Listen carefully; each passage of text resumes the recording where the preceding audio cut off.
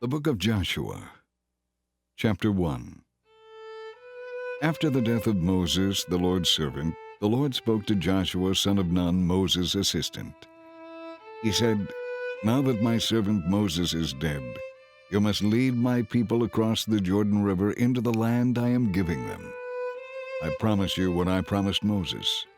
Everywhere you go, you will be on land I have given you, from the Negev desert in the south to the Lebanon mountains in the north, from the Euphrates River on the east to the Mediterranean Sea on the west, and all the land of the Hittites. No one will be able to stand their ground against you as long as you live. For I will be with you as I was with Moses. I will not fail you or abandon you. Be strong and courageous, for you will lead my people to possess all the land I swore to give their ancestors. Be strong and very courageous. Obey all the laws Moses gave you. Do not turn away from them, and you will be successful in everything you do. Study this book of the law continually. Meditate on it day and night, so you may be sure to obey all that is written in it. Only then will you succeed. I command you, be strong and courageous. Do not be afraid or discouraged, for the Lord your God is with you wherever you go." Joshua then commanded the leaders of Israel, "Go through the camp and tell the people to get their provisions ready. In 3 days you will cross the Jordan River and take possession of the land the Lord your God has given you." Then Joshua called together the tribes of Reuben, Gad, and the half-tribe of Manasseh. He told them, "Remember what Moses, the servant of the Lord, commanded you. The Lord your God is giving you rest and is giving you this land. Your wives, children, and cattle may remain here on the east side of the Jordan River, but your warriors, fully armed, must lead the other tribes across the Jordan to help them conquer the territory. Stay with them until the Lord gives rest to them, as he has given rest to you, and until they too possess the land the Lord your God is giving them. Only then may you settle here on the east side of the Jordan River, in the land that Moses, the servant of the Lord, gave you." They answered Joshua, "We will do whatever you command us, and we will go wherever you send us. We will obey you just as we obeyed Moses, and may the Lord your God be with you as he was with Moses. Anyone who rebels against your word and does not obey your every command will be put to death. So be strong and courageous." Chapter 2. Then Joshua secretly sent out 2 spies from the Israelite camp at Acacia. He instructed them, "Spy out the land on the other side of the Jordan River, especially around Jericho." So the 2 men set out and came to the house of a prostitute named Rahab and stayed there that night. But someone told the king of Jericho, "Some Israelites have come here tonight to spy out the land." So the king of Jericho sent orders to Rahab, "Bring out the men who have come into your house. They are spies sent here to discover the best way to attack us." Rahab, who had hidden the 2 men, replied, "The men were here earlier, but I didn't know where they were from. They left the city at dusk as the city gates were about to close, and I don't know where they went. If you hurry, you can probably catch up with them." But she had taken them up to the roof and hidden them beneath piles of flax. So the king's men went looking for the spies along the road leading to the shallow crossing places of the Jordan River. And as soon as the king's men had left, the city gate was shut. Before the spies went to sleep that night, Rahab went up on the roof to talk with them. "I know the Lord has given you this land," she told them. "We're all afraid of you. Everyone is living in terror. For we have heard how the Lord made a dry path for you through the Red Sea when you left Egypt. And we know what you did to Sihon and Og, the 2 Amorite kings east of the Jordan River, whose people you completely destroyed. No wonder our hearts have melted in fear. No one has the courage to fight after hearing such things. For the Lord your God is the supreme God of the heavens above and the earth below. Now swear to me by the Lord that you will be kind to me and my family since I have helped you. Give me some guarantee that when Jericho is conquered, you will let me live, along with my father and mother, my brothers and sisters, and all their families." We offer our own lives as a guarantee for your safety. The men agreed. If you don't betray us, We will keep our promise when the Lord gives us the land. Then, since Rahab's house was built into the city wall, she let them down by a rope through the window. Escape to the hill country, She told them. Hide there for 3 days until the men who are searching for you have returned. Then go on your way. Before they left, the men told her, We can guarantee your safety only if you leave this scarlet rope hanging from the window. And all your family members, your father, mother, brothers, and all your relatives must be here inside the house. If they go out into the street, they will be killed, and we cannot be held to our oath. But we swear that no one inside this house will be killed. Not a hand will be laid on any of them. If you betray us, however, we are not bound by this oath in any way. I accept your terms. she replied. And she sent them on their way, leaving the scarlet rope hanging from the window. The spies went up into the hill country and stayed there 3 days. The men who were chasing them had searched everywhere along the road, but they finally returned to the city without success. Then the 2 spies came down from the hill country, crossed the Jordan River, and reported to Joshua all that had happened to them. The Lord will certainly give us the whole land, They said. for all the people in the land are terrified of us. Chapter 3. Early the next morning, Joshua and all the Israelites left Acacia and arrived at the banks of the Jordan River, where they camped before crossing. 3 days later, the Israelite leaders went through the camp giving these instructions to the people. When you see the Levitical priest carrying the Ark of the Covenant of the Lord your God, follow them. Since you have never traveled this way before, they will guide you. Stay about a half-mile behind them, keeping a clear distance between you and the ark. Make sure you don't come any closer.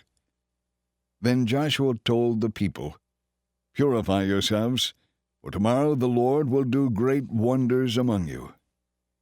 In the morning Joshua said to the priest, Lift up the Ark of the Covenant, and lead the people across the river. And so they started out. The Lord told Joshua, Today I will begin to make you great in the eyes of all the Israelites. Now they will know that I am with you, just as I was with Moses. Give these instructions to the priests who are carrying the Ark of the Covenant. When you reach the banks of the Jordan River, take a few steps into the river and stop. So Joshua told the Israelites, Come and listen to what the Lord your God says. Today you will know that the living God is among you. He will surely drive out the Canaanites, Hittites, Hivites, Perizzites, Girgashites, Amorites, and Jebusites. Think of it. The Ark of the Covenant, which belongs to the Lord of the whole earth, will lead you across the Jordan River. Now choose 12 men, one from each tribe. The priest will be carrying the Ark of the Lord of all the earth. When their feet touch the water, the flow of water will be cut off upstream, and the river will pile up there in one heap. When the people set out to cross the Jordan, the priests who were carrying the Ark of the Covenant went ahead of them. Now it was the harvest season, and the Jordan was overflowing its banks. But as soon as the feet of the priests who were carrying the ark touched the water at the river's edge, the water began piling up at a town upstream called Adam, which is near Zarephath. And the water below that point flowed on to the Dead Sea until the riverbed was dry. Then all the people crossed over near the city of Jericho. Meanwhile, the priests who were carrying the Ark of the Lord's covenant stood on dry ground in the middle of the riverbed as the people passed by them. They waited there until everyone had crossed the Jordan on dry ground. Chapter 4. When all the people were safely across the river, the Lord said to Joshua, Now choose 12 men, one from each tribe. Tell the men to take 12 stones from where the priests are standing in the middle of the Jordan and pile them up at the place where you camp tonight. So Joshua called together the 12 men and told them, Go into the middle of the Jordan in front of the ark of the Lord your God. Each of you must pick up 1 stone and carry it out on your shoulder, 12 stones in all, 1 for each of the 12 tribes. We will use these stones to build a memorial. In the future, your children will ask, What do these stones mean to you? Then you can tell them, They remind us that the Jordan River stopped flowing when the Ark of the Lord's covenant went across. These stones will stand as a permanent memorial among the people of Israel." So the men did as Joshua told them. They took 12 stones from the middle of the Jordan River, one for each tribe, just as the Lord had commanded Joshua. They carried them to the place where they camped for the night and constructed the memorial there. Joshua also built another memorial of 12 stones in the middle of the Jordan at the place where the priests who carried the Ark of the Covenant were standing. The memorial remains there to this day. The priests who were carrying the ark stood in the middle of the river until all of the Lord's instructions, which Moses had given to Joshua, were carried out. Meanwhile, the people hurried across the riverbed, and when everyone was on the other side, the priest crossed over with the ark of the Lord. The armed warriors from the tribes of Reuben, Gad, and the half-tribe of Manasseh led the Israelites across the Jordan just as Moses had directed. These warriors, about 40,000 strong, were ready for battle, and they crossed over to the plains of Jericho in the Lord's presence. That day the Lord made Joshua great in the eyes of all the Israelites. And for the rest of his life they revered him as much as they had revered Moses. The Lord had said to Joshua, "Command the priest carrying the Ark of the Covenant to come up out of the riverbed." So Joshua gave the command.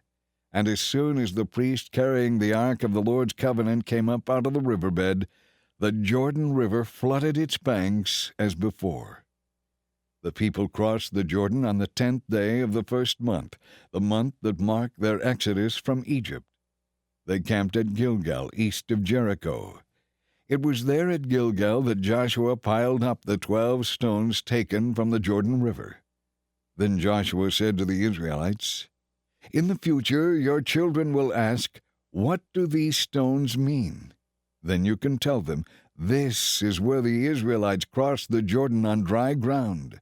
For the Lord your God dried up the river right before your eyes, and he kept it dry until you were all across, just as he did at the Red Sea when he dried it up until we had all crossed over.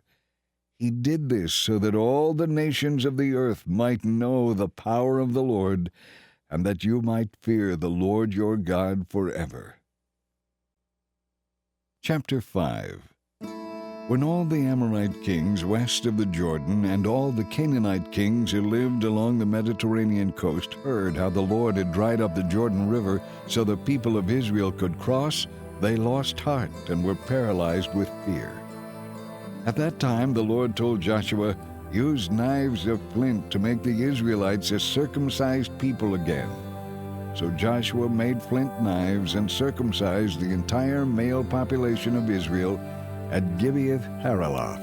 Joshua had to circumcise them because all the men who were old enough to bear arms when they left Egypt had died in the wilderness.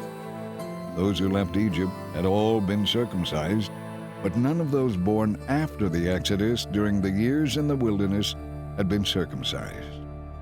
The Israelites wandered in the wilderness for 40 years until all the men who were old enough to bear arms when they left Egypt had died. They had disobeyed the Lord. And the Lord vowed he would not let them enter the land he had sworn to give us, a land flowing with milk and honey. So Joshua circumcised their sons who had not been circumcised on the way to the promised land, those who had grown up to take their fathers' places. After all the males had been circumcised, they rested in the camp until they were healed. Then the Lord said to Joshua, "Today I have rolled away the shame of your slavery in Egypt." So that place has been called Gilgal to this day. While the Israelites were camped at Gilgal on the plains of Jericho, they celebrated Passover on the evening of the 14th day of the first month, the month that marked their exodus from Egypt. The very next day they began to eat unleavened bread and roasted grain harvested from the land. No manna appeared that day, and it was never seen again. So from that time on, the Israelites ate from the crops of Canaan. As Joshua approached the city of Jericho, he looked up and saw a man facing him with sword in hand. Joshua went up to him and asked, "Are you friend or foe?" "Neither one," he replied. I am commander of the Lord's army." At this Joshua fell with his face to the ground in reverence. "I am at your command," Joshua said. "What do you want your servant to do?" The commander of the Lord's army replied, "Take off your sandals, for this is holy ground." And Joshua did as he was told. Chapter 6. Now the gates of Jericho were tightly shut because the people were afraid of the Israelites. No one was allowed to go in or out. But the Lord said to Joshua, "I have given you Jericho, its king, and all its mighty warriors.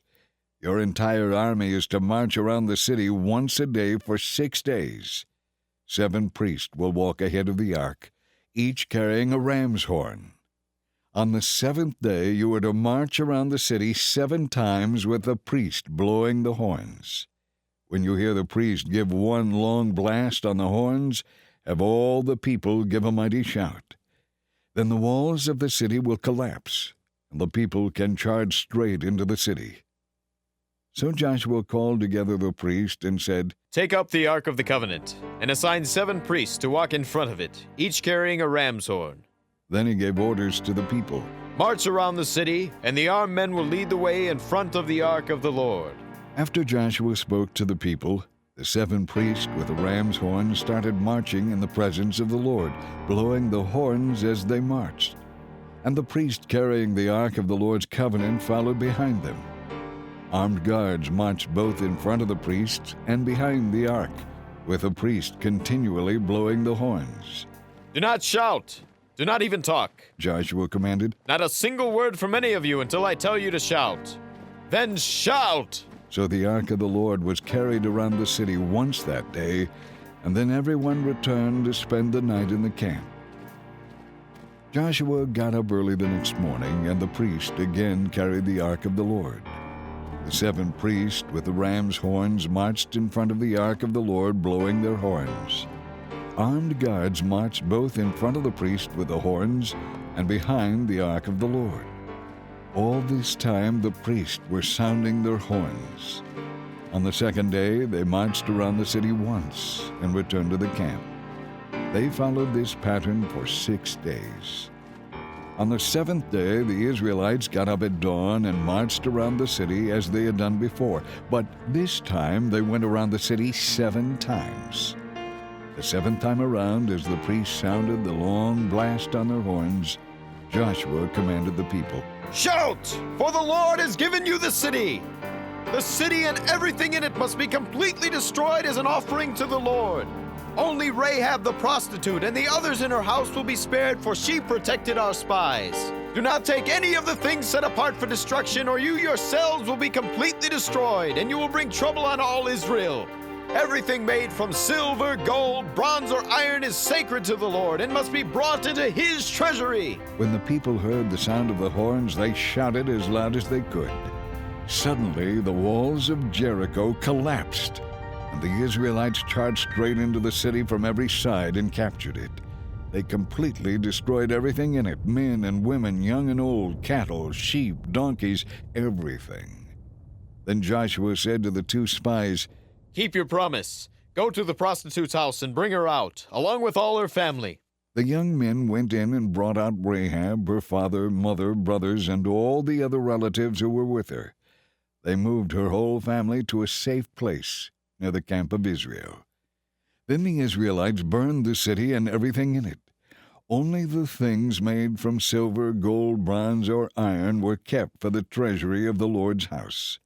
So Joshua spared Rahab the prostitute and her relatives who were with her in the house, because she had hidden the spies Joshua sent to Jericho. And she lives among the Israelites to this day.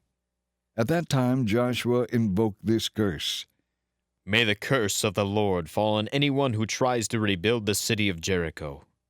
At the cost of his firstborn son he will lay its foundation.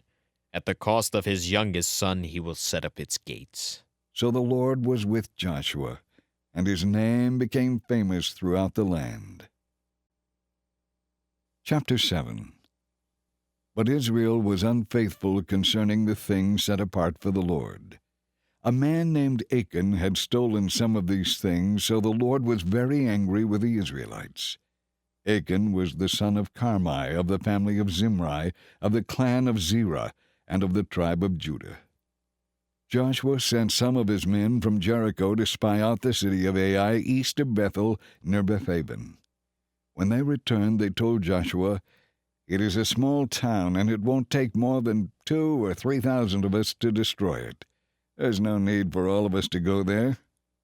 So approximately 3,000 warriors were sent, but they were soundly defeated. The men of Ai chased the Israelites from the city gate as far as the quarries, and they killed about 36 who were retreating down the slope. The Israelites were paralyzed with fear at this turn of events, and their courage melted away. Joshua and the leaders of Israel tore their clothing in dismay, threw dust on their heads, and bowed down facing the ark of the Lord until evening. Then Joshua cried out, "Sovereign Lord, why did you bring us across the Jordan River if you are going to let the Amorites kill us? If only we had been content to stay on the other side. Lord, what am I to say now that Israel has fled from its enemies? For when the Canaanites and all the other people living in the land hear about it, they will surround us and wipe us off the face of the earth. And then what will happen to the honor of your great name?"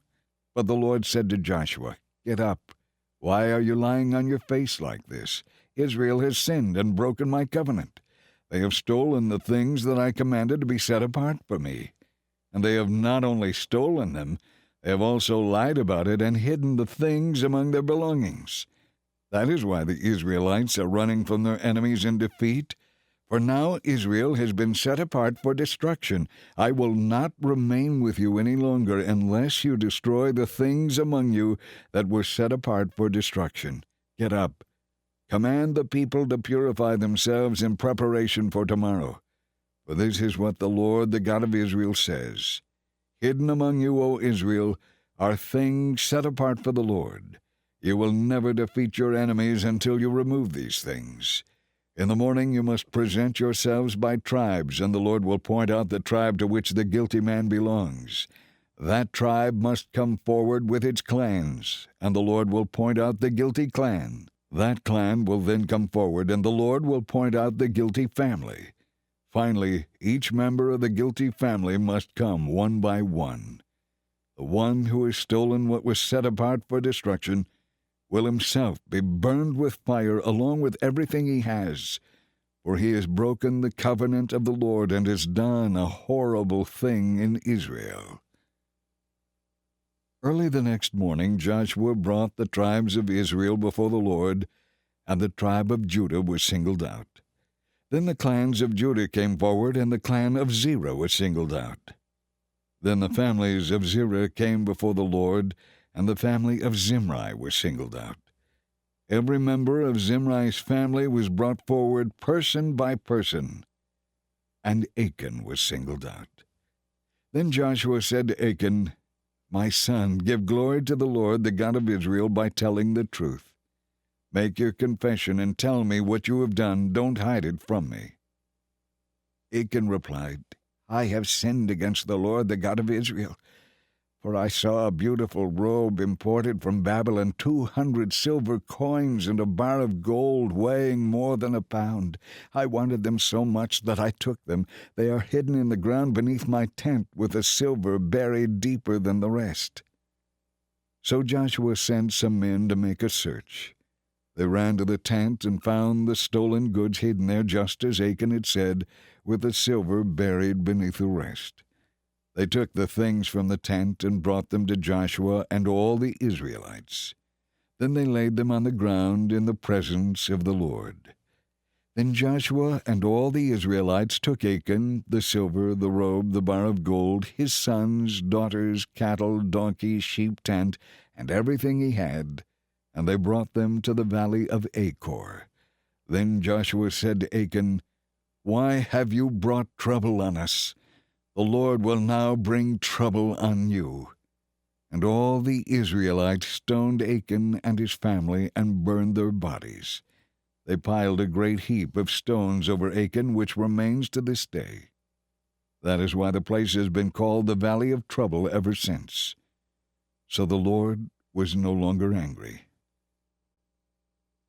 Chapter 8. Then the Lord said to Joshua, "Do not be afraid or discouraged.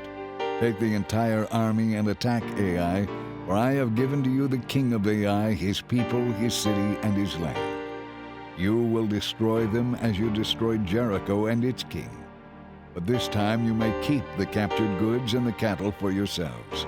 Set an ambush behind the city." So Joshua and the army of Israel set out to attack Ai.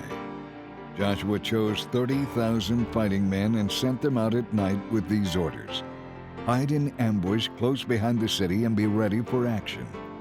When our main army attacks, the men of Ai will come out to fight as they did before, and we will run away from them.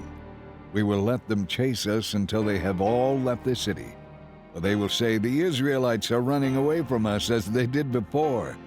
Then you will jump up from your ambush and take possession of the city, for the Lord your God will give it to you. Set the city on fire as the Lord has commanded. You have your orders." So they left that night and lay in ambush between Bethel and the west side of Ai. But Joshua remained among the people in the camp that night. Early the next morning, Joshua roused his men and started toward Ai, accompanied by the leaders of Israel. They camped on the north side of Ai, with a valley between them and the city. That night Joshua sent 5,000 men to lie in ambush between Bethel and Ai on the west side of the city. So they stationed the main army north of the city and the ambush west of the city. Joshua himself spent that night in the valley. When the king of Ai saw the Israelites across the valley, he and all his army hurriedly went out early the next morning and attacked the Israelites at a place overlooking the Jordan Valley. But he didn't realize there was an ambush behind the city. Joshua and the Israelite army fled toward the wilderness as though they were badly beaten, and all the men in the city were called out to chase after them. In this way they were lured away from the city. There was not a man left in Ai or Bethel who did not chase after the Israelites, and the city was left wide open. Then the Lord said to Joshua, "Point your spear toward Ai, for I will give you the city." Joshua did as he was commanded. As soon as Joshua gave the signal, the men in ambush jumped up and poured into the city. They quickly captured it and set it on fire. When the men of Ai looked behind them, smoke from the city was filling the sky, and they had nowhere to go. For the Israelites who had fled in the direction of the wilderness now turned on their pursuers. When Joshua and the other Israelites saw that the ambush had succeeded and that smoke was rising from the city, they turned and attacked the men of Ai. Then the Israelites who were inside the city came out and started killing the enemy from the rear. So the men of Ai were caught in a trap, and all of them died. Not a single person survived or escaped. Only the king of Ai was taken alive and brought to Joshua. When the Israelite army finished killing all the men outside the city, they went back and finished off everyone inside. So the entire population of Ai was wiped out that day, 12,000 in all. For Joshua kept holding out his spear until everyone who had lived in Ai was completely destroyed. Only the cattle and the treasures of the city were not destroyed, for the Israelites kept these for themselves as the Lord had commanded Joshua. So Ai became a permanent mound of ruins, desolate to this very day. Joshua hung the king of Ai on a tree and left him there until evening. At sunset, the Israelites took down the body and threw it in front of the city gate. They piled a great heap of stones over him that can still be seen today. Then Joshua built an altar to the Lord, the God of Israel, on Mount Ebal. He followed the instructions that Moses, the Lord's servant, had written in the book of the law. "Make me an altar from stones that are uncut and have not been shaped with iron tools."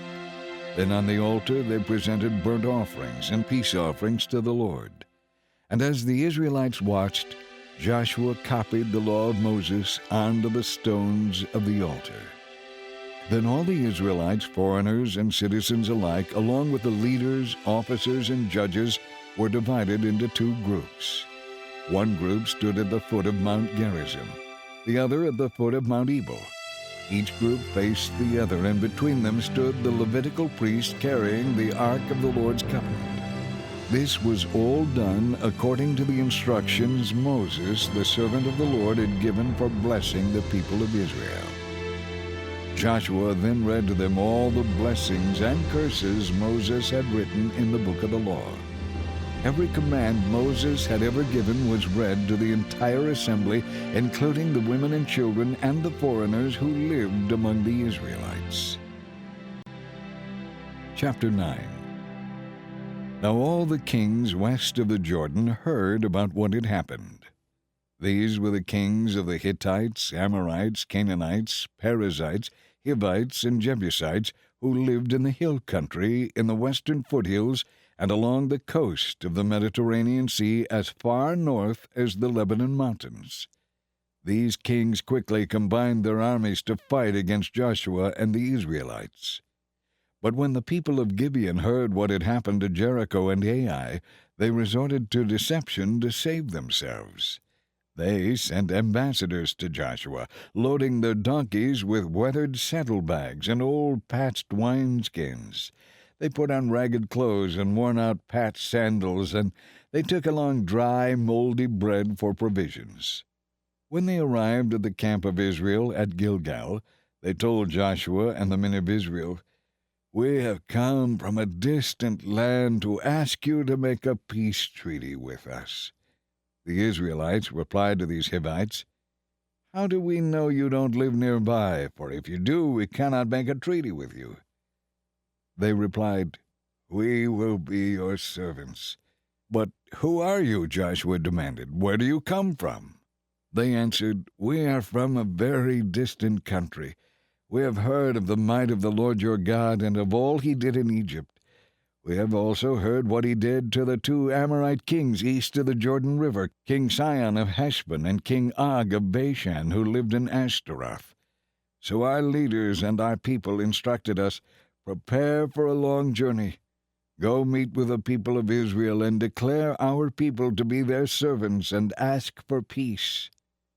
This bread was hot from the ovens when we left, but now, as you can see, it is dry and moldy. These wineskins were new when we filled them, but now they are old and cracked, and our clothing and sandals are worn out from our long, hard trip." So the Israelite leaders examined their bread, but they did not consult the Lord.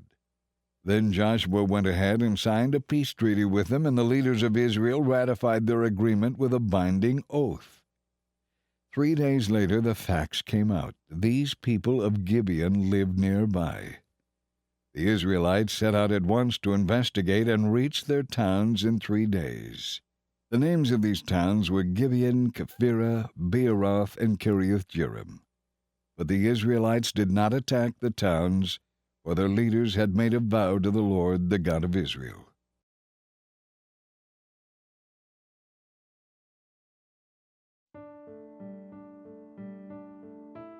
The people of Israel grumbled against their leaders because of the treaty.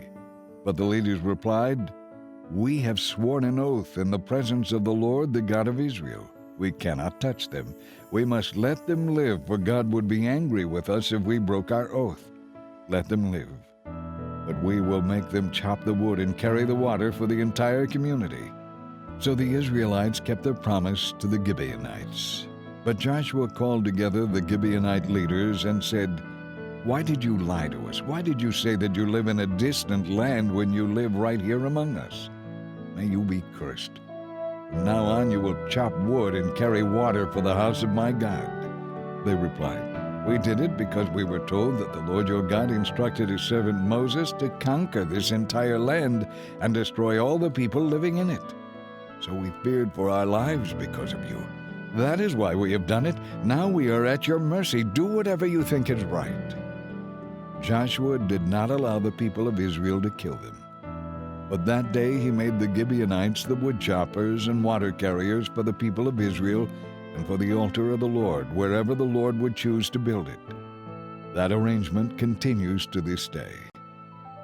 Chapter 10. Now Adonizedek, king of Jerusalem, heard that Joshua had captured and completely destroyed Ai and killed its king, just as he had destroyed the city of Jericho and killed its king. He also learned that the Gibeonites had made peace with Israel and were now their allies. He and his people became very afraid when they heard all this, because Gibeon was a large city, as large as the royal cities and larger than Ai, and the Gibeonite men were mighty warriors. So King Adonizedek of Jerusalem sent messengers to several other kings, Hoham of Hebron, Piram of Jarmuth, Japhiah of Lachish, and Deber of Eglon. "Come and help me destroy Gibeon," he urged them, "for they have made peace with Joshua and the people of Israel." So these 5 Amorite kings combined their armies for a united attack. They moved all their troops into place and attacked Gibeon. The men of Gibeon quickly sent messengers to Joshua at Gilgal. "Don't abandon your servants now," they pleaded. "Come quickly and save us, for all the Amorite kings who live in the hill country have come out against us with their armies." So Joshua and the entire Israelite army left Gilgal and set out to rescue Gibeon. "Do not be afraid of them," the Lord said to Joshua, "for I will give you victory over them. Not a single one of them will be able to stand up to you." Joshua traveled all night from Gilgal and took the Amorite armies by surprise. The Lord threw them into a panic, and the Israelites slaughtered them in great numbers at Gibeon. Then the Israelites chased the enemy along the road to Beth-horon and attacked them at Azekah and Makkedah, killing them along the way. As the Amorites retreated down the road from Beth-horon, the Lord destroyed them with a terrible hailstorm that continued until they reached Azekah. The hail killed more of the enemy than the Israelites killed with the sword. On the day the Lord gave the Israelites victory over the Amorites, Joshua prayed to the Lord in front of all the people of Israel. He said, "Let the sun stand still over Gibeon, and the moon over the valley of Ajalon." So the sun and moon stood still until the Israelites had defeated their enemies. Is this event not recorded in the book of Jasher? The sun stopped in the middle of the sky, and it did not set as on a normal day. The Lord fought for Israel that day. Never before or since has there been a day like that one, when the Lord answered such a request from a human being. Then Joshua and the Israelite army returned to their camp at Gilgal. During the battle, the 5 kings escaped and hid in a cave at Makkedah. When Joshua heard that they had been found, he issued this command: "Cover the opening of the cave with large rocks and place guards at the entrance to keep the kings inside. The rest of you continue chasing the enemy and cut them down from the rear. Do not let them get back to their cities, for the Lord your God has given you victory over them." So Joshua and the Israelite army continued the slaughter and wiped out the 5 armies except for a tiny remnant that managed to reach their fortified cities. Then the Israelites returned safely to their camp at Makkedah. After that, no one dared to speak a word against Israel. Then Joshua said, "Remove the rocks covering the opening of the cave and bring the 5 kings to me." So they brought the 5 kings out of the cave, the kings of Jerusalem, Hebron, Jarmuth, Lachish, and Eglon. Joshua told the captains of his army, "Come and put your feet on the kings' necks." And they did as they were told. "Don't ever be afraid or discouraged," Joshua told his men.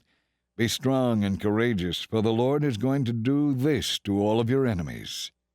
Then Joshua killed each of the 5 kings and hung them on 5 trees until evening.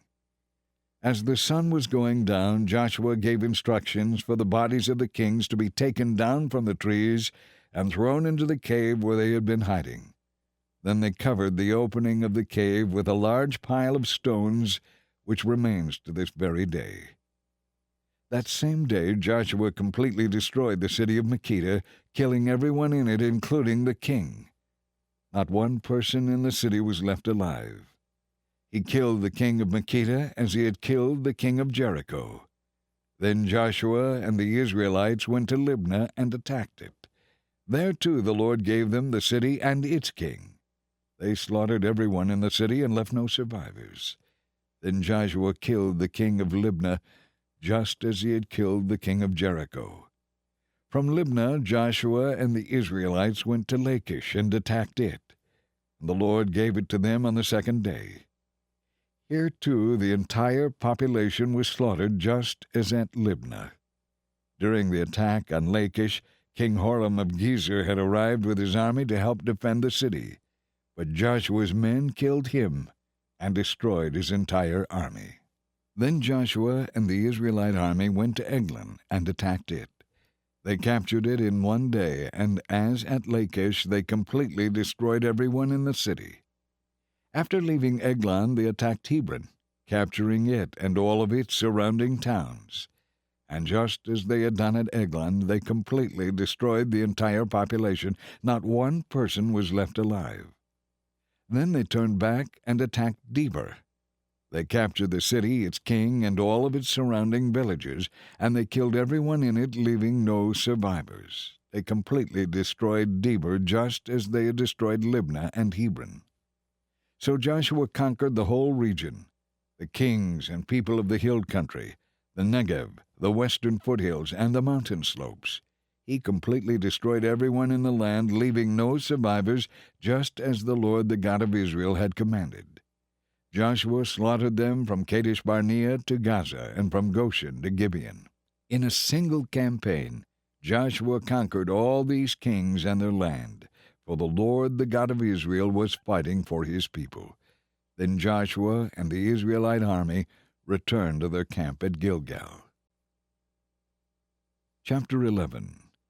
When King Jabin of Hazor heard what had happened, he sent urgent messages to the following kings: King Jobab of Madon, the king of Shimron, the king of Akshaph, all the kings of the northern hill country, the kings in the Jordan Valley south of Galilee, the kings in the western foothills, the kings of Naphoth Dor on the west, the kings of Canaan both east and west, the kings of the Amorites, the kings of the Hittites, the kings of the Perizzites, the kings in the Jebusite hill country, and the Hivites in the towns on the slopes of Mount Hermon in the land of Mizpah. All these kings responded by mobilizing their warriors and uniting to fight against Israel. Their combined armies, along with a vast array of horses and chariots, covered the landscape like the sand on the seashore. They established their camp around the water near Merom to fight against Israel. Then the Lord said to Joshua, "Do not be afraid of them. By this time tomorrow they will all be dead. Cripple their horses and burn their chariots." So Joshua and his warriors traveled to the water near Merom and attacked suddenly. And the Lord gave them victory over their enemies. The Israelites chased them as far as Great Sidon and Misrephothmaim, and eastward into the valley of Mizpah, until not one enemy warrior was left alive. Then Joshua crippled the horses and burned all the chariots as the Lord had instructed. Joshua then turned back and captured Hazor and killed its king. Hazor had at one time been the capital of the federation of all these kingdoms. The Israelites completely destroyed every living thing in the city. Not a single person was spared. And then Joshua burned the city. Joshua slaughtered all the other kings and their people, completely destroying them just as Moses, the servant of the Lord, had commanded. However, Joshua did not burn any of the cities built on mounds except Hazor. And the Israelites took all the captured goods and cattle of the ravaged cities for themselves, but they killed all the people. As the Lord had commanded his servant Moses, so Moses commanded Joshua.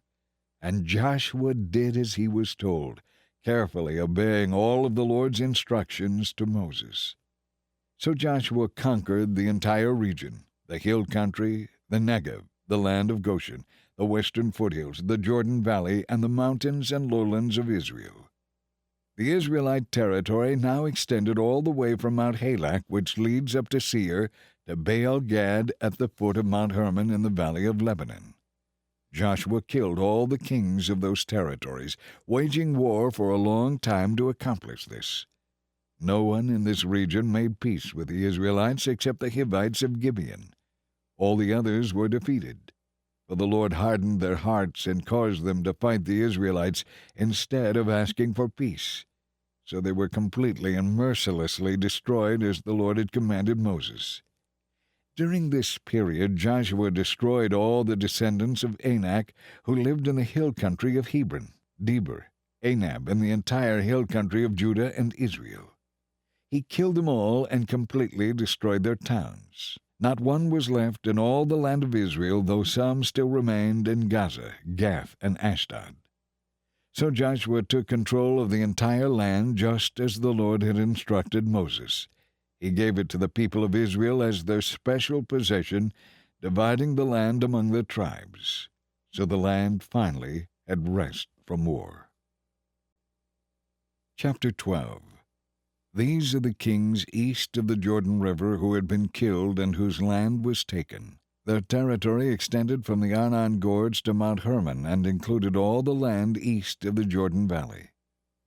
King Sihon of the Amorites, who lived in Heshbon, was defeated. His kingdom included Aroer on the edge of the Arnon Gorge, and extended from the middle of the Arnon Gorge to the Jabbok River, which serves as a boundary for the Ammonites. This territory included half of the present area of Gilead, which lies north of the Jabbok River. Sihon also controlled the Jordan Valley as far north as the western shores of the Sea of Galilee, and as far south as the Dead Sea, from Beth Jeshimoth to the slopes of Pisgah. King Og of Bashan, the last of the Rephaites, lived at Ashtaroth and Edrei. He ruled a territory stretching from Mount Hermon to Selica in the north, and to all of Bashan in the east, and westward to the boundaries of the kingdoms of Geshur and Maacah. His kingdom included the northern half of Gilead, the other portion of which was in the territory of King Sihon of Heshbon. Moses, the servant of the Lord, and the Israelites had destroyed the people of King Sihon and King Og, and Moses gave their land to the tribes of Reuben, Gad, and the half-tribe of Manasseh. The following is a list of the kings Joshua and the Israelite armies defeated on the west side of the Jordan from Baal-Gad in the valley of Lebanon to Mount Halak, which leads up to Seir. Joshua allotted this land to the tribes of Israel as their inheritance, including the hill country, the western foothills, the Jordan Valley, the mountain slopes, the Judean wilderness, and the Negev. The people who lived in this region were the Hittites, the Amorites, the Canaanites, the Perizzites, the Hivites, and the Jebusites. These are the kings Israel defeated: the king of Jericho, the king of Ai near Bethel, the king of Jerusalem, the king of Hebron, the king of Jarmuth, the king of Lachish, the king of Eglon, the king of Gezer, the king of Debir, the king of Geder, the king of Hormah, the king of Arad, the king of Libnah, the king of Adullam, the king of Makkedah, the king of Bethel, the king of Tepuah, the king of Hepher, the king of Aphek, the king of Lasharon, the king of Madon, the king of Hazor, the king of Shimron-Meron, the king of Akshaph, the king of Taanach, the king of Megiddo, the king of Kedesh, the king of Jokneam in Carmel, the king of Dor in the city of Naphoth-Dor, the king of Goyim in Gilgal, the king of Tirzah. In all, 31 kings and their cities were destroyed.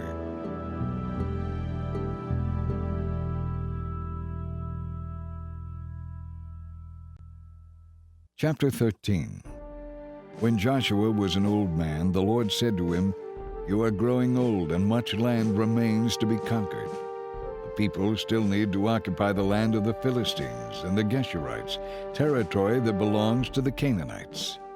This land extends from the stream of Shihor, which is on the boundary of Egypt northward to the boundary of Ekron, and includes the 5 Philistine cities of Gaza, Ashdod, Ashkelon, Gath, and Ekron. The land of the Avites in the south also remains to be conquered. In the north, this area has not yet been conquered. All the land of the Canaanites, including Me'arah, which belongs to the Sidonians, stretching northward to Aphek on the border of the Amorites, the land of the Gebalites, and all of the Lebanon mountain area to the east, from Baal-Gad beneath Mount Hermon to Lebo-Hamath, and all the hill country from Lebanon to Mishrephoth-Maim, including all the land of the Sidonians. I will drive these people out of the land for the Israelites. So be sure to give this land to Israel as a special possession, just as I have commanded you. Include all this territory as Israel's inheritance when you divide the land among the 9 tribes and the half-tribe of Manasseh. Half the tribe of Manasseh and the tribes of Reuben and Gad had already received their inheritance on the east side of the Jordan, for Moses, the servant of the Lord, had previously assigned this land to them. Their territory extended from Aroer on the edge of the Arnon Gorge, including the town in the middle of the gorge, to the plain beyond Medeba as far as Dibon. It also included all the towns of King Sihon of the Amorites, who reigned in Heshbon, and extended as far as the borders of Ammon. It included Gilead, the territory of the kingdoms of Geshur and Maacah, all of Mount Hermon, all of Bashan as far as Salakah, and all the territory of King Og of Bashan, who had reigned in Ashtaroth and Edrei. King Og was the last of the Rephaites, for Moses had attacked them and driven them out. But the Israelites failed to drive out the people of Geshur and Maacah, so they continue to live among the Israelites to this day. Moses did not assign any land to the tribe of Levi. Instead, as the Lord had promised them, their inheritance came from the offerings burned on the altar to the Lord, the God of Israel. Moses had assigned the following area to the families of the tribe of Reuben. Their territory extended from Aroer on the edge of the Arnon Gorge, including the town in the middle of the gorge, to the plain beyond Medeba. It included Heshbon and the other towns on the plain, Dibon, Bamoth Baal, Beth Baal Maon, Jahaz, Kedemoth, Mephaath, Kiriathaim, Sibmah, Zereth Shahar on the hill above the valley, Beth Peor, the slopes of Pisgah, and Beth Jeshimoth. The land of Reuben also included all the towns of the plain and the entire kingdom of Sihon. Sihon was the Amorite king who had reigned in Heshbon and was killed by Moses along with the chiefs of Midian, Evi, Rechem, Zur, Hur, and Reba, princes living in the region who were allied with Sihon. The Israelites also killed Balaam the magician, the son of Beor. The Jordan River marked the western boundary for the tribe of Reuben. The towns and villages in this area were given as an inheritance to the families of the tribe of Reuben. Moses had assigned the following area to the families of the tribe of Gad. Their territory included Jazer, all the towns of Gilead, and half of the land of Ammon, as far as the town of Aurora just west of Reba. It extended from Heshbon to Ramoth Mizpah and Betonim, and from Mahanaim to Lodibar. In the valley were Beth Haram, Beth Nimrah, Succoth, Zaphon, and the rest of the kingdom of King Sihon of Heshbon. The Jordan River was the western border, extending as far north as the Sea of Galilee. The towns and villages in this area were given as an inheritance to the families of the tribe of Gad. Moses had assigned the following area to the families of the half-tribe of Manasseh. Their territory extended from Mahanaim, including all of Bashan, all the former kingdom of King Og, and the 60 towns of Jair in Bashan. It also included half of Gilead and King Og's royal cities of Ashtaroth and Edrei.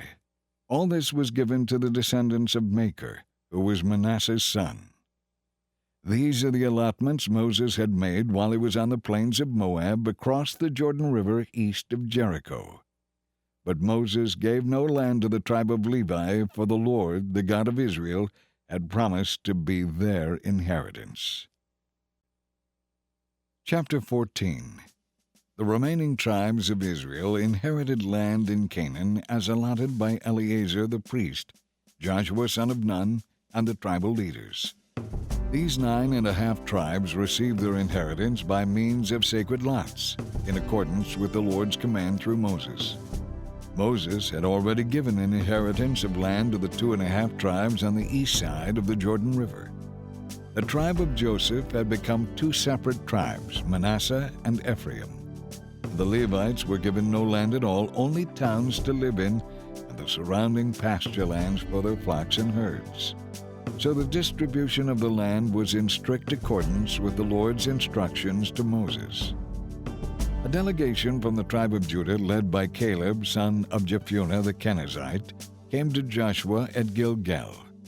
Caleb said to Joshua, "Remember what the Lord said to Moses, the man of God, about you and me when we were at Kadesh Barnea? I was 40 years old when Moses, the servant of the Lord, sent me from Kadesh Barnea to explore the land of Canaan. I returned and gave from my heart a good report. But my brothers who went with me frightened the people and discouraged them from entering the promised land. For my part, I followed the Lord my God completely.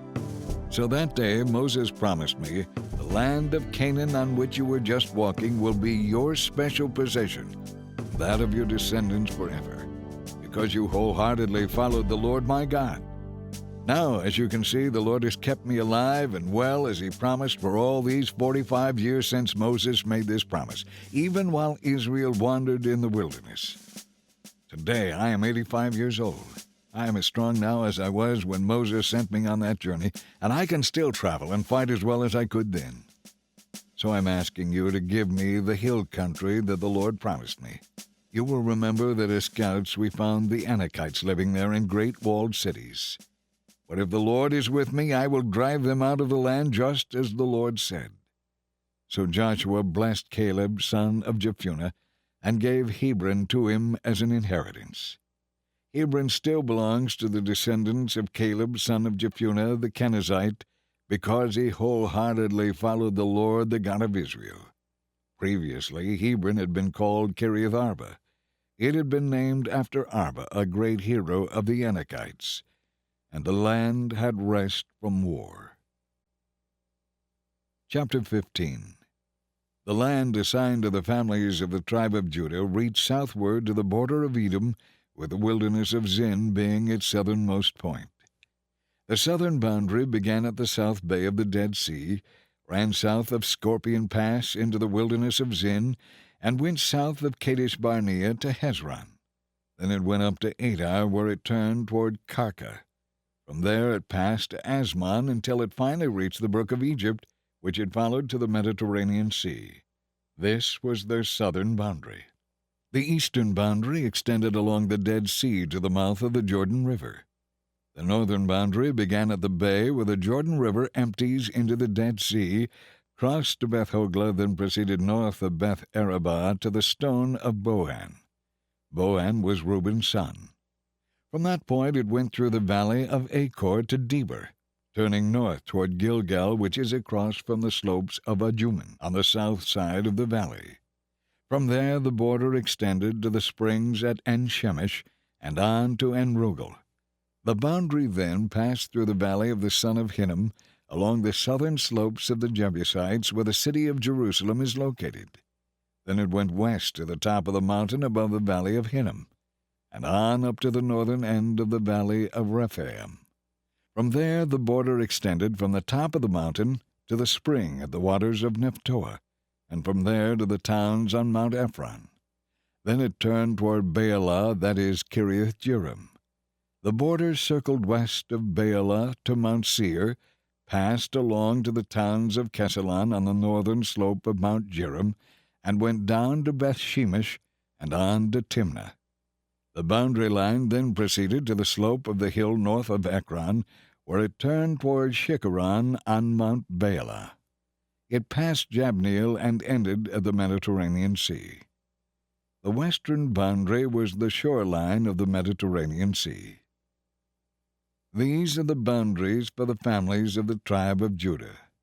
The Lord instructed Joshua to assign some of Judah's territory to Caleb, son of Jephunneh. So Caleb was given the city of Arba, that is Hebron, which had been named after Anak's ancestor. Caleb drove out the 3 Anakites, Sheshai, Ahiman, and Talmai, descendants of Anak. Then he fought against the people living in the town of Debir, formerly called Kiriath Sepher.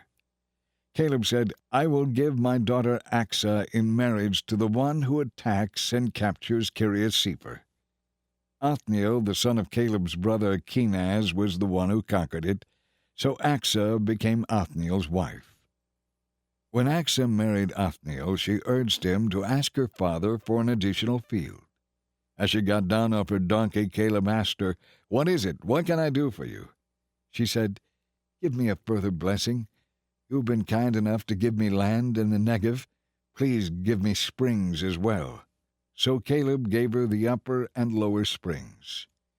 This was the inheritance given to the families of the tribe of Judah. The towns of Judah situated along the borders of Edom in the extreme south are Kabzeel, Eder, Jagur, Kinah, Dimonah, Adattah, Kedesh, Hazor, Ithnan, Ziph, Telam, Bealoth, Hazor Hadattah, Kiriath Hezron, that is Hazor, Amam, Shema, Bolada, Hazar Gaddah, Heshman, Beth Pelet, Hazar Shual, Beersheba, Beziothaiah, Baalah, Ayam, Ezim, Eltolad, Kesel, Hormah, Ziklag, Madmannah, Sansannah, Labaoth, Shillam, Ain, and Rimmon. In all, there were 29 of these towns with their surrounding villages.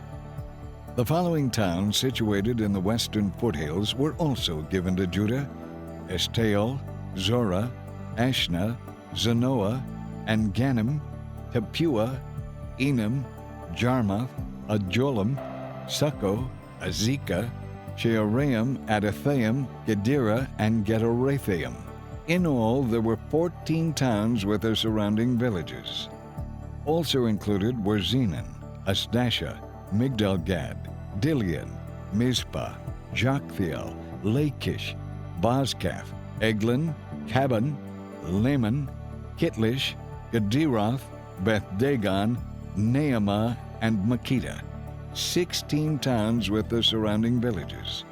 Besides these, there were Libnah, Ether, Ashan, Iftah, Ashna, Nezib, Keilah, Akzib, and Marisha, 9 towns with their surrounding villages. The territory of the tribe of Judah also included all the towns and villages of Ekron. From Ekron, the boundary extended west and included the towns near Ashdod with their surrounding villages. It also included Ashdod with its towns and villages, and Gaza with its towns and villages, as far as the brook of Egypt and along the coast of the Mediterranean Sea. Judah also received the following towns in the hill country: Shamor, Jattir, Soko, Dana, Kiriath-sanah, that is Deber, Anab, Estemo, Anim, Goshen, Holon, and Gilo, 11 towns with their surrounding villages. Also included were the towns of Arab, Jumah, Eshan, Janim, Beth Tapua, Aphekah, Humta, Kiriath Arba, that is Hebron, and Zior, 9 towns with their surrounding villages.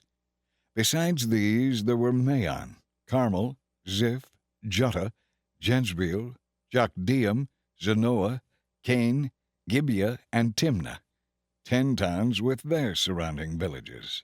In addition, there were Halhul, Bethshur, Gedor, Maarath, Bethanath, and Eltekon, 6 towns with their surrounding villages. There were also Kiriath Baal, that is Kiriath Jearim, and Rabbah, 2 towns with their surrounding villages. In the wilderness there were the towns of Beth Arabah, Middin, Sekakah, Nibshan, the city of Salt, and En-gedi, 6 towns with their surrounding villages. But the tribe of Judah could not drive out the Jebusites, who lived in the city of Jerusalem. So the Jebusites live there among the people of Judah to this day. Chapter 16. The allotment to the descendants of Joseph extended from the Jordan River near Jericho, east of the waters of Jericho, through the wilderness and into the hill country of Bethel. From Bethel, that is Luz, it ran over to Ataroth in the territory of the Archites.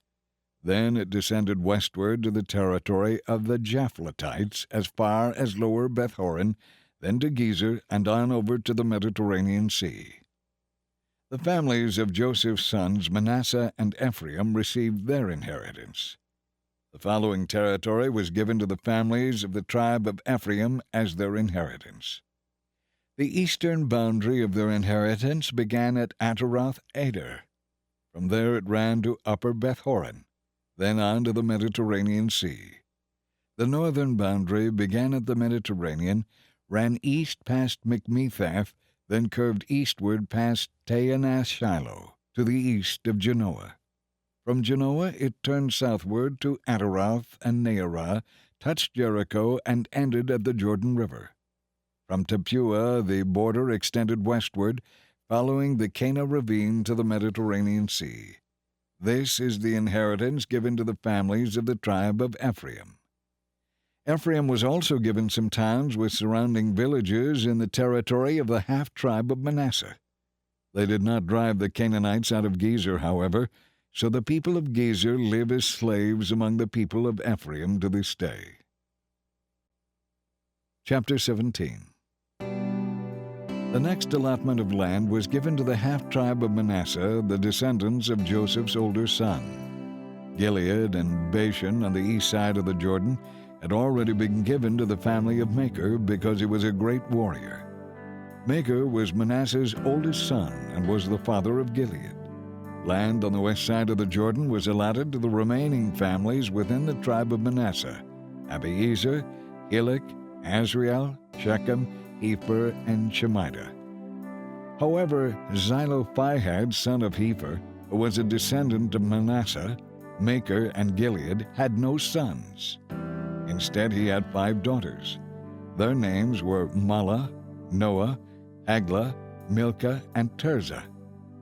These women came to Eleazar the priest, Joshua son of Nun, and the Israelite leaders and said, "The Lord commanded Moses to give us an inheritance along with the men of our tribe." So Joshua gave them an inheritance along with their uncles, as the Lord had commanded. As a result, Manasseh's inheritance came to 10 parcels of land in addition to the land of Gilead and Bashan across the Jordan River, because the female descendants of Manasseh received an inheritance along with the male descendants. The land of Gilead was given to the rest of the male descendants of Manasseh. The boundary of the tribe of Manasseh extended from the border of Asher to Mikmethath, which is east of Shechem. Then the boundary went south from Mikmethath to the people living near the spring of Tapua. The land surrounding Tapua belonged to Manasseh, but the town of Tapua on the border of Manasseh's territory belonged to the tribe of Ephraim. From the spring of Tapua, the border of Manasseh followed the northern side of the Cana ravine to the Mediterranean Sea. Several towns in Manasseh's territory belonged to the tribe of Ephraim. The land south of the ravine belonged to Ephraim, and the land north of the ravine belonged to Manasseh, with the Mediterranean Sea forming Manasseh's western border.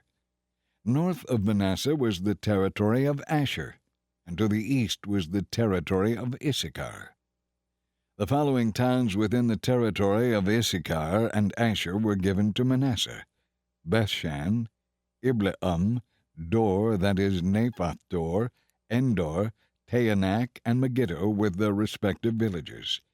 But the descendants of Manasseh were unable to occupy these towns. They could not drive out the Canaanites who continued to live there. Later on, however, when the Israelites became strong enough, they forced the Canaanites to work as slaves, but they did not drive them out of the land. The descendants of Joseph came to Joshua and asked, "Why have you given us only one portion of land when the Lord has given us so many people?" Joshua replied, "If the hill country of Ephraim is not large enough for you, clear out land for yourselves in the forest where the Perizzites and Rephaites live." They said, "The hill country is not enough for us, and the Canaanites in the lowlands around Bethshan and the valley of Jezreel have iron chariots. They are too strong for us." Then Joshua said to the tribes of Ephraim and Manasseh, the descendants of Joseph, "Since you are so large and strong, you will be given more than one portion. The forest of the hill country will be yours as well. Clear as much of the land as you wish and live there. And I'm sure you can drive out the Canaanites from the valleys too, even though they are strong and have iron chariots." Chapter 18. Now that the land was under Israelite control, the entire Israelite assembly gathered at Shiloh and set up the tabernacle. But there remained 7 tribes who had not yet been allotted their inheritance. Then Joshua asked them, How long are you going to wait before taking possession of the remaining land the Lord, the God of your ancestors, has given to you? Select 3 men from each tribe, and I will send them out to survey the unconquered territory. They will return to me with a written report of their proposed divisions of the inheritance. The scouts will map the land into 7 sections, excluding Judah's territory in the south and Joseph's territory in the north. Then I will cast sacred lots in the presence of the Lord our God to decide which section will be assigned to each tribe. However, the Levites will not receive any land. Their role as priests of the Lord is their inheritance, and the tribes of Gad, Reuben, and the half-tribe of Manasseh won't receive any more land, for they have already received their inheritance, which Moses, the servant of the Lord, gave them on the east side of the Jordan River. As the men who were mapping out the land started on their way, Joshua commanded them, "Go and survey the land. Then return to me with your written report, and I will assign the land to the tribes by casting sacred lots in the presence of the Lord here at Shiloh." The men did as they were told and mapped the entire territory into 7 sections, listing the towns in each section. Then they returned to Joshua in the camp at Shiloh. There at Shiloh, Joshua cast sacred lots in the presence of the Lord to determine which tribe should have each section. The first allotment of land went to the families of the tribe of Benjamin. It lay between the territory previously assigned to the tribes of Judah and Joseph. The northern boundary began at the Jordan River, went north of the slope of Jericho, then west through the hill country and the wilderness of Bethaven. From there the boundary went south to Luz, that is Bethel, and proceeded down to Ataroth-Adar to the top of the hill south of lower Beth-horon. The boundary then ran south along the western edge of the hill facing Beth-horon, ending at the village of Kiriath-Baal, that is Kiriath-Jearim, one of the towns belonging to the tribe of Judah. This was the western boundary. The southern boundary began at the outskirts of Kiriath-Jearim. From there it ran westward to the spring at the waters of Nephtoah, and down to the base of the mountain beside the valley of the son of Hinnom, at the northern end of the valley of Rephaim. From there it went down the valley of Hinnom, crossing south of the slope where the Jebusites lived, and continued down to En-Rogel. From En-Rogel the boundary proceeded northeast to En-Shemesh and on to Gililoth, which is across from the slopes of Ajuman. Then it went down to the stone at Bohan. Bohan was Reuben's son. From there it passed along the north side of the slope overlooking the Jordan Valley. The border then went down into the valley, ran past the north slope of Beth-Hoglah, and ended at the north bay of the Dead Sea, which is the southern end of the Jordan River. The eastern boundary was the Jordan River. This was the inheritance for the families of the tribe of Benjamin. These were the towns given to the families of the tribe of Benjamin: Jericho, Beth-Hoglah, Emekkesis, Beth-Arabah, Zemaraim, Bethel, Avim, Perah, Oprah, Kephar Ammoni, Ophni, and Geba, 12 towns with their villages. Also Gibeon, Ramah, Beeroth, Mizpah, Kephirah, Moza, Rechem, Irpeel, Teralah, Zelah, Ha'elef, Jebus, that is Jerusalem, Gibeah, and Kiriath-Jearim, 14 towns with their villages. This was the inheritance given to the families of the tribe of Benjamin. Chapter 19. The second allotment of land went to the families of the tribe of Simeon. Their inheritance was surrounded by Judah's territory. Simeon's inheritance included Beersheba, Sheba, Moleda, Hazar-Shual, Bela, Ezim, Eltolad, Bethul, Hormah, Ziklag, Beth-Marcaboth, Hazar-Susa, Beth-Lebaoth, and Sharuan, 13 towns with their villages.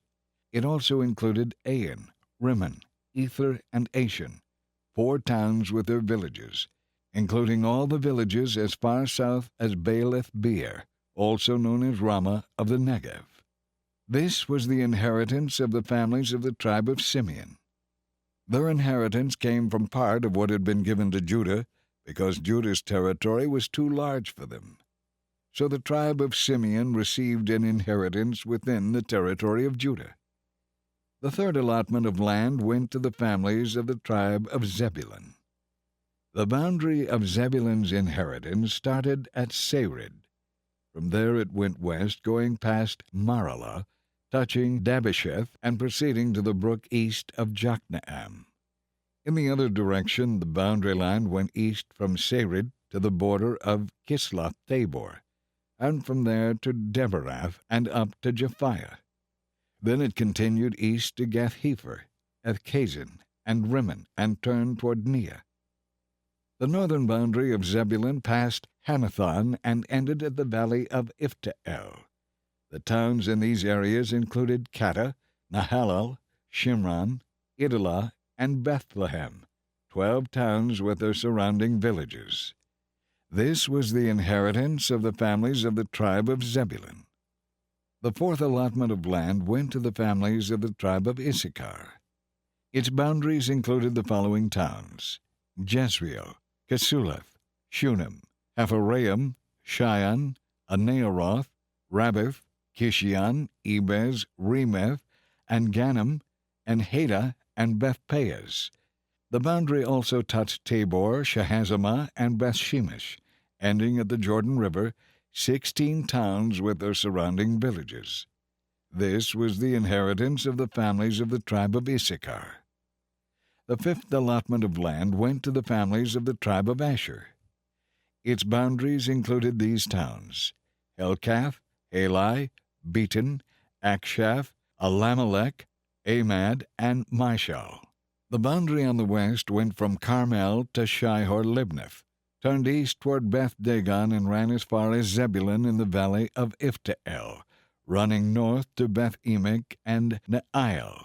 It then continued north to Cabul, Abdon, Rehob, Hammon, Cana, and as far as Greater Sidon. Then the boundary turned toward Ramah and the fortified city of Tyre, and came to the Mediterranean Sea at Hosa. The territory also included Mahebel, Aksib, Ummah, Aphek, and Rehob, 22 towns with their surrounding villages. This was the inheritance of the families of the tribe of Asher. The sixth allotment of land went to the families of the tribe of Naphtali.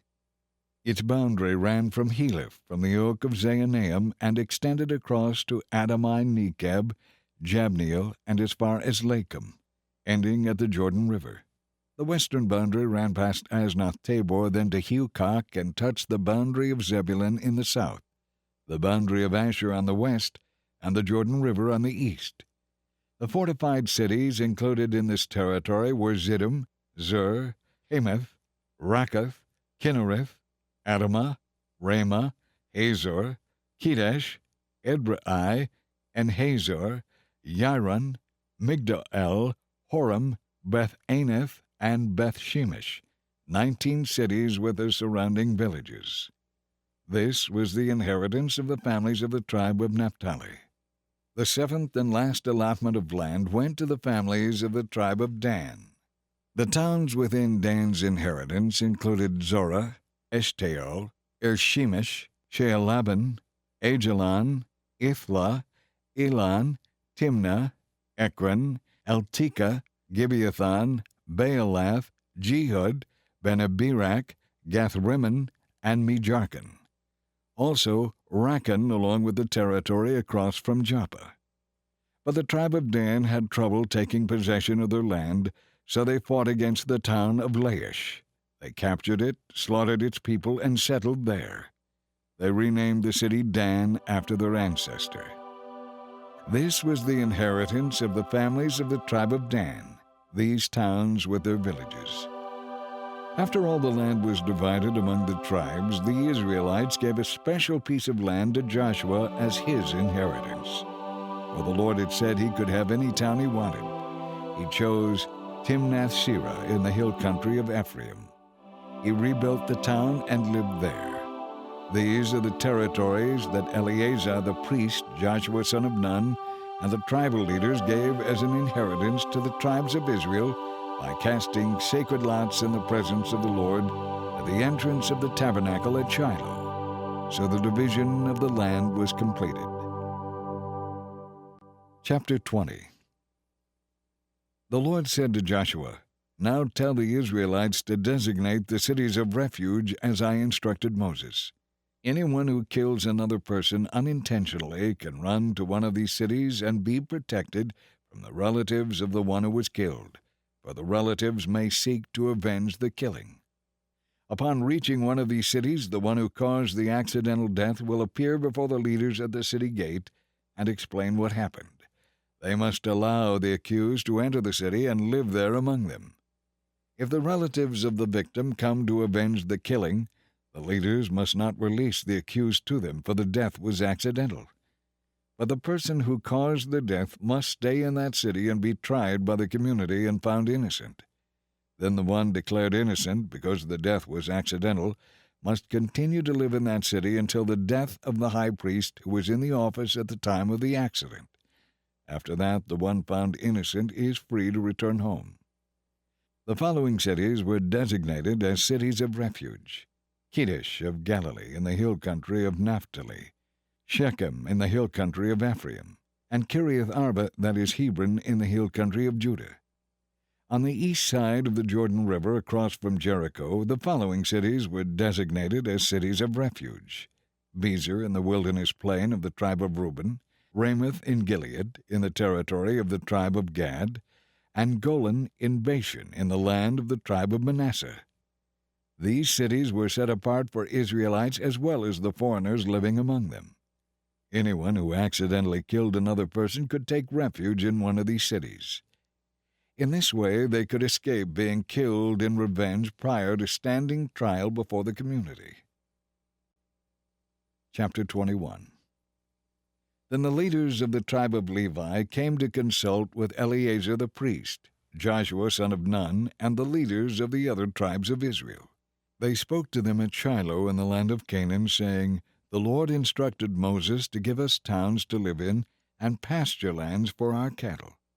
So by the command of the Lord, the Levites were given as their inheritance the following towns with their pasture lands. The descendants of Aaron, who were members of the Kohathite clan within the tribe of Levi, were given 13 towns that were originally assigned to the tribes of Judah, Simeon, and Benjamin. The other families of the Kohathite clan were allotted 10 towns from the territories of Ephraim, Dan, and the half-tribe of Manasseh. The clan of Gershon received 13 towns from the tribes of Issachar, Asher, Naphtali, and the half-tribe of Manasseh in Bashan. The clan of Merari received 12 cities from the tribes of Reuben, Gad, and Zebulun. So the Israelites obeyed the Lord's command to Moses and assigned these towns and pasture lands to the Levites by casting sacred lots. The Israelites gave the following towns from the tribes of Judah and Simeon to the descendants of Aaron, who were members of the Kohathite clan within the tribe of Levi, since the sacred lot fell to them first: Kiriath Arba, that is Hebron, in the hill country of Judah, along with its surrounding pasture lands. Arba was an ancestor of Anak. But the fields beyond the city and the surrounding villages were given to Caleb, son of Jephunneh. The following towns with their pasture lands were given to the descendants of Aaron the priest: Hebron, a city of refuge for those who accidentally killed someone; Libnah, Jattir, Eshtemoa, Holon, Debir, Ain, Juttah, and Bethshemesh, 9 towns from these 2 tribes. From the tribe of Benjamin, the priests were given the following towns with their surrounding pasture lands: Gibeon, Geba, Anathoth, and Almon, 4 towns. So 13 towns were given to the priests, the descendants of Aaron. The rest of the Kohathite clan from the tribe of Levi was allotted these towns and pasture lands from the tribe of Ephraim: Shechem, a city of refuge for those who accidentally killed someone; Gezer, Kibzaim, and Beth-horon, 4 towns. The following towns and pasture lands were allotted to the priest from the tribe of Dan: Eltekeh, Gibbethon, Aijalon, and Gethrimmon, 4 towns. The half-tribe of Manasseh allotted the following towns with their pasture lands to the priest: Taanach and Gethrimmon, 2 towns. So 10 towns with their pasture lands were given to the remainder of the Kohathite clan. The descendants of Gershon, another clan within the tribe of Levi, received 2 towns with their pasture lands from the half-tribe of Manasseh, Golan in Bashan, a city of refuge, and Beeshterah. From the tribe of Issachar they received Kishion, Dabarah, Jarmuth, and Engannon, 4 towns with their pasture lands.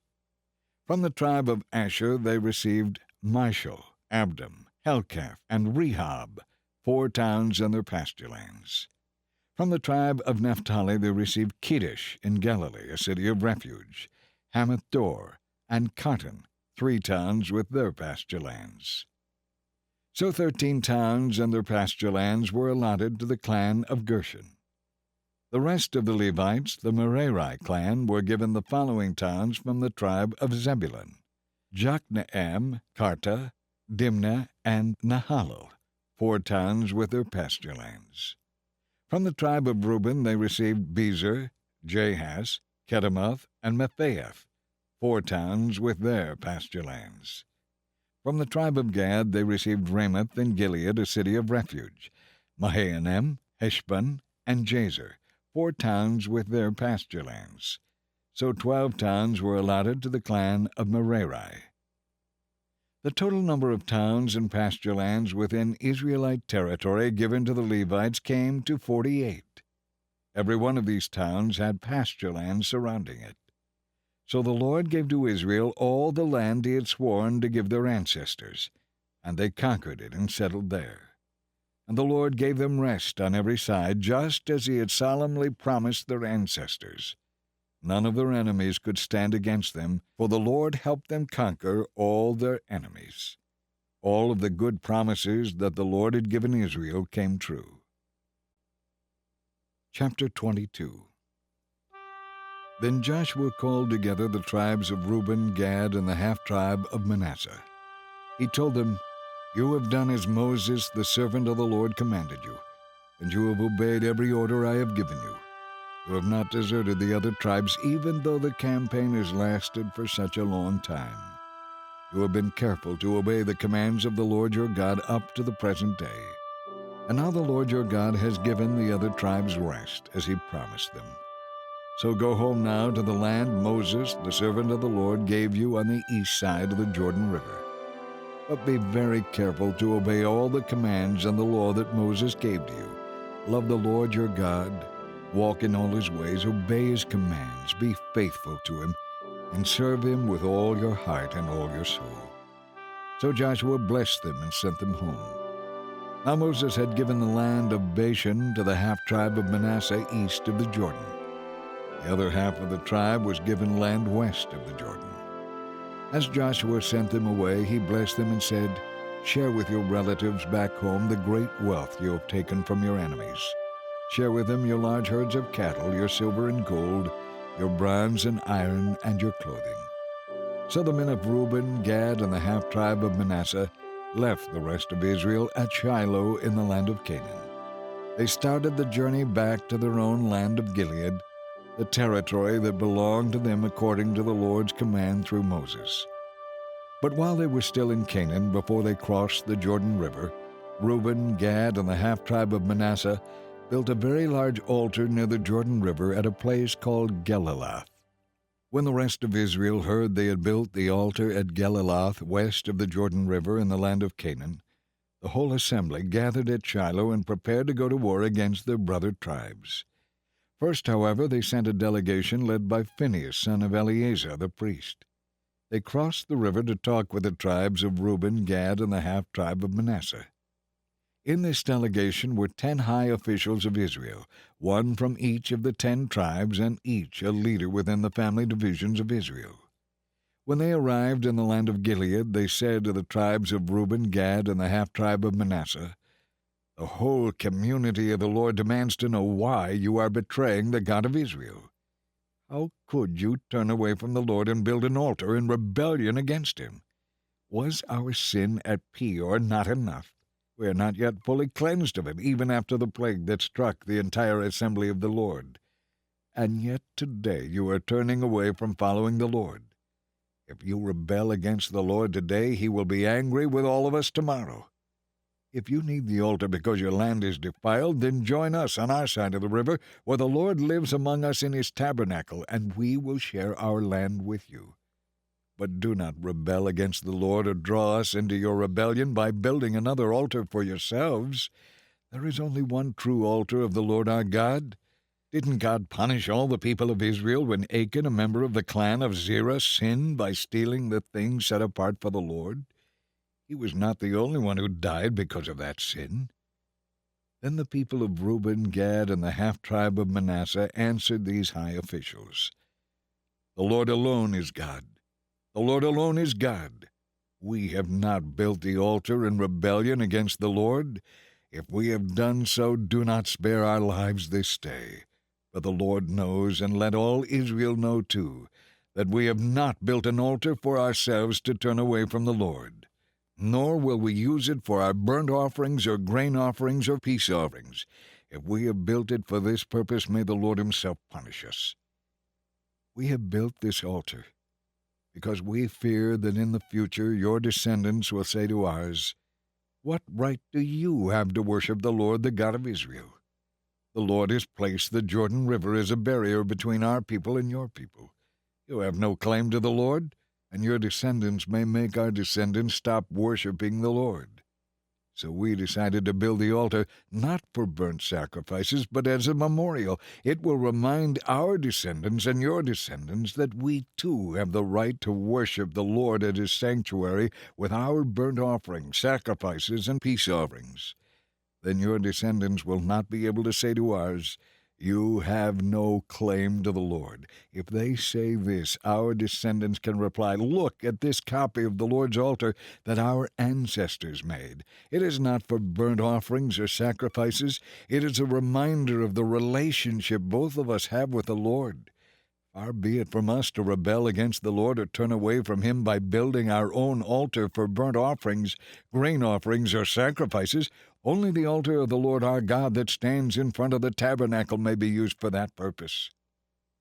When Phinehas the priest and the high officials heard this from the tribes of Reuben, Gad, and the half-tribe of Manasseh, they were satisfied.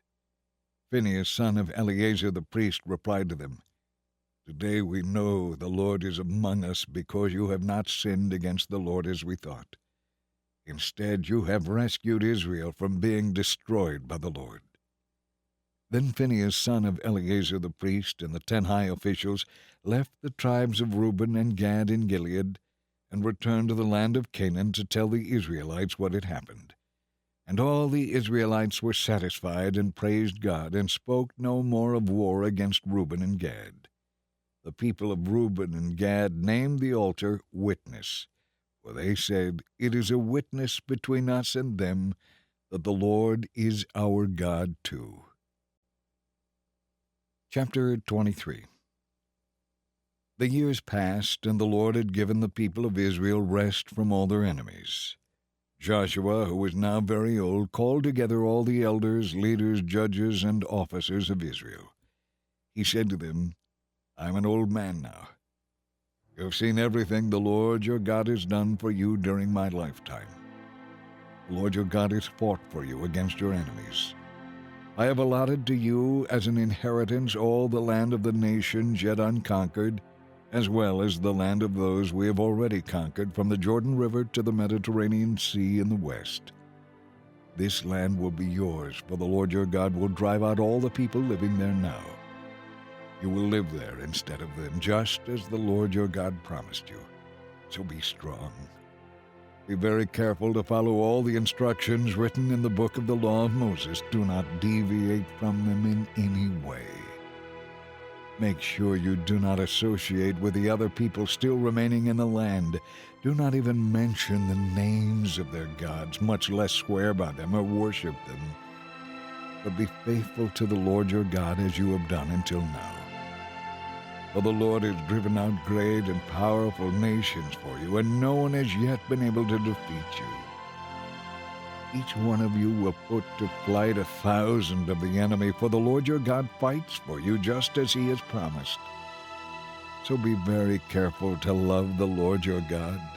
But if you turn away from him and intermarry with the survivors of these nations remaining among you, And know for certain that the Lord your God will no longer drive them out from your land. Instead, they will be a snare and a trap to you, a pain in your side and a thorn in your eyes.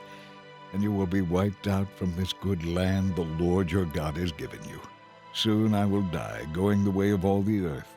Deep in your hearts you know that every promise of the Lord your God has come true. Not a single one has failed. But as surely as the Lord your God has given you the good things he promised, he will also bring disaster on you if you disobey him. He will completely wipe you out from this good land he has given you.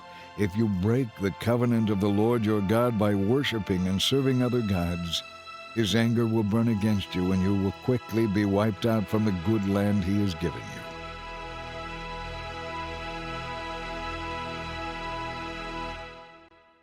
Chapter 24. Then Joshua summoned all the people of Israel to Shechem, along with their elders, leaders, judges, and officers. So they came and presented themselves to God. Joshua said to the people, "This is what the Lord, the God of Israel, says. Your ancestors, including Terah, the father of Abraham and Nahor, lived beyond the Euphrates River, and they worshipped other gods. But I took your ancestor Abraham from the land beyond the Euphrates and led him into the land of Canaan. I gave him many descendants through his son Isaac. To Isaac I gave Jacob and Esau. To Esau I gave the hill country of Seir, while Jacob and his children went down into Egypt. Then I sent Moses and Aaron, and I brought terrible plagues on Egypt. And afterward I brought you out as a free people. But when your ancestors arrived at the Red Sea, the Egyptians chased after you with chariots and horses. When you cried out to the Lord, I put darkness between you and the Egyptians. I brought the sea crashing down and the Egyptians drowning them. With your very own eyes you saw what I did. Then you lived in the wilderness for many years. Finally I brought you into the land of the Amorites on the east side of the Jordan. They fought against you, but I gave you victory over them. And you took possession of their land. Then Balak, son of Zippor, king of Moab, started a war against Israel.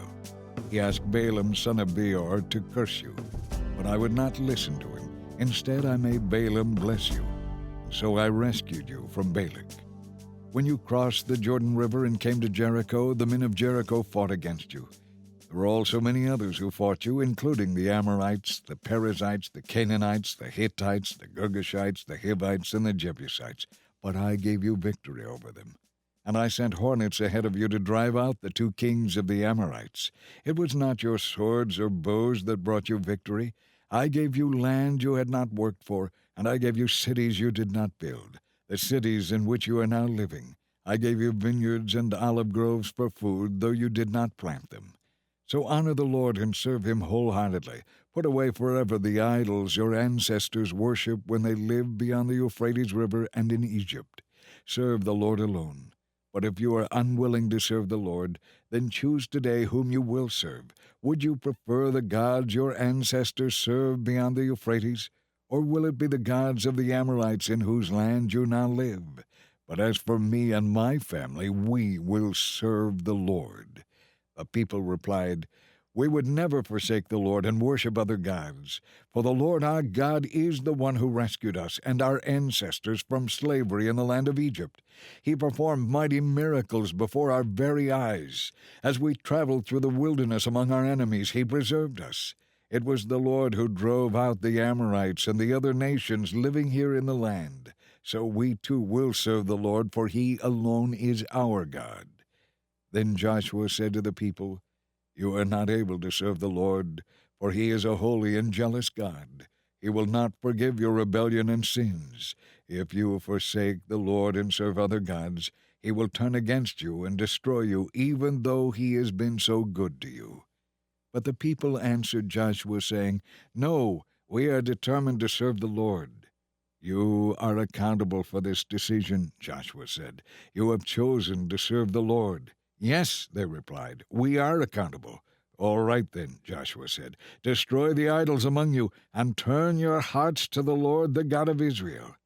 The people said to Joshua, "We will serve the Lord our God. We will obey him alone." So Joshua made a covenant with the people that day at Shechem, committing them to a permanent and binding contract between themselves and the Lord. Joshua recorded these things in the book of the law of God. As a reminder of their agreement, he took a huge stone and rolled it beneath the oak tree beside the tabernacle of the Lord. Joshua said to all the people, "This stone has heard everything the Lord said to us. It will be a witness to testify against you if you go back on your word to God." Then Joshua sent the people away, each to his own inheritance. Soon after this, Joshua son of Nun, the servant of the Lord, died at the age of 110. They buried him in the land he had inherited at Timnath-Serah, in the hill country of Ephraim, north of Mount Gaash. Israel served the Lord throughout the lifetime of Joshua and of the leaders who outlived him, those who had personally experienced all that the Lord had done for Israel. The bones of Joseph, which the Israelites had brought along with them when they left Egypt, were buried at Shechem in the parcel of ground Jacob had bought from the sons of Hamor for 100 pieces of silver. This land was located in the territory allotted to the tribes of Ephraim and Manasseh, the descendants of Joseph. Eleazar, son of Aaron, also died. He was buried in the hill country of Ephraim in the town of Gibeah, which had been given to his son Phinehas.